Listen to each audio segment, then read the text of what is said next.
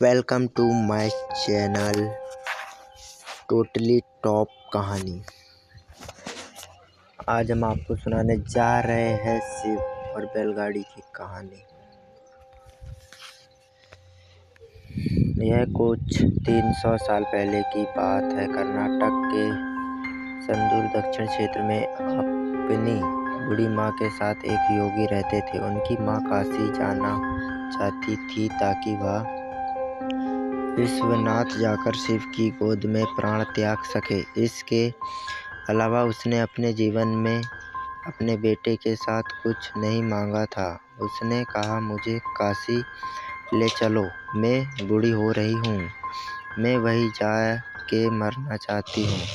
योगी ने अपनी बूढ़ी माँ के साथ दक्षिण कर्नाटक के जंगलों से होते हुए काशी के लिए एक लंबी यात्रा शुरू की। वृद्ध होने के कारण उनकी माँ का स्वास्थ्य बिगड़ गया तो उन्होंने माँ को कंधे पर उठा लिया और जाहिर तौर पर कुछ समय पश्चात वह कमजोर महसूस करने लगा। उसके पास शिव से याचना करने के बजाय और कोई चारा नहीं बचा। उन्होंने याचना की, हे शिव, मुझे मेरे इस प्रयास में विफल मत होने देना। बस यही एक चीज़ है जो मेरी माँ ने मुझसे मांगा है। कृपया मुझे इसे पूरा करने दे। मैं इन्हें काशी ले जाना चाहता हूँ। हम वहाँ सिर्फ आप ही के लिए आ रहे हैं। कृपया मुझे ताकत दे।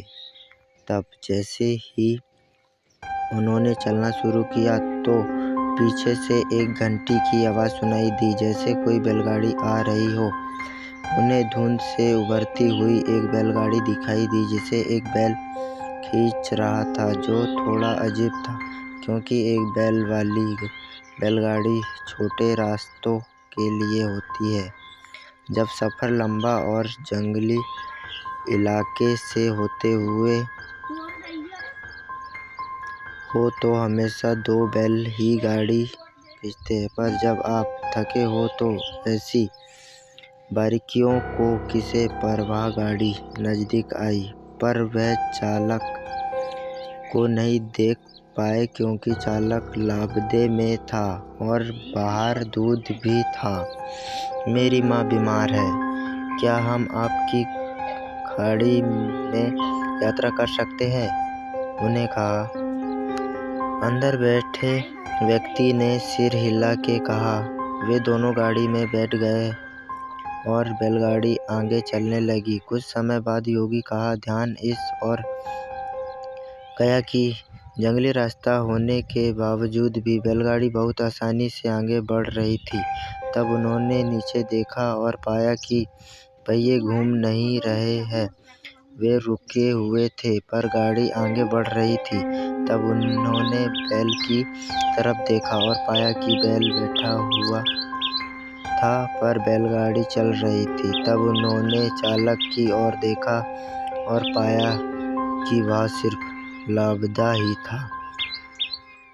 उसने अपनी माँ की ओर देखा। माँ ने कहा, अरे पागल, हम पहुँच गए, अब कहीं और जाने की ज़रूरत नहीं है, यही वो जगह है, अब मुझे जाने दो।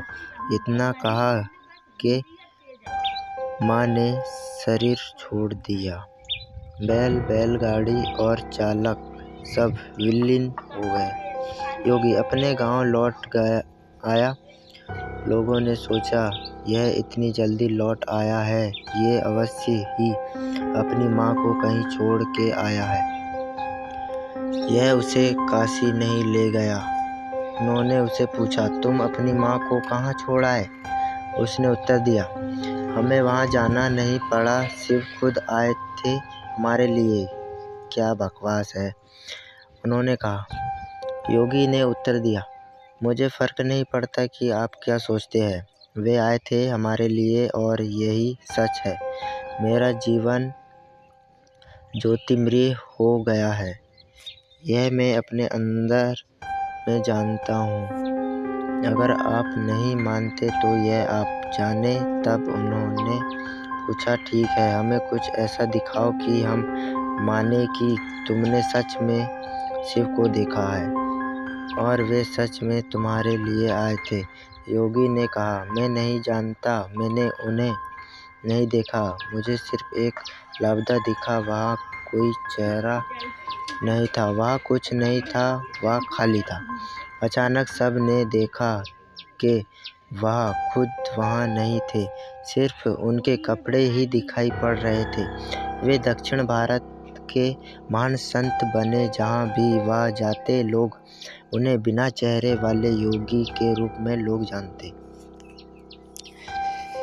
गाइस, ये कहानी 1 था। कहानी 2 सुनने के लिए चैनल को सब्सक्राइब कर ले।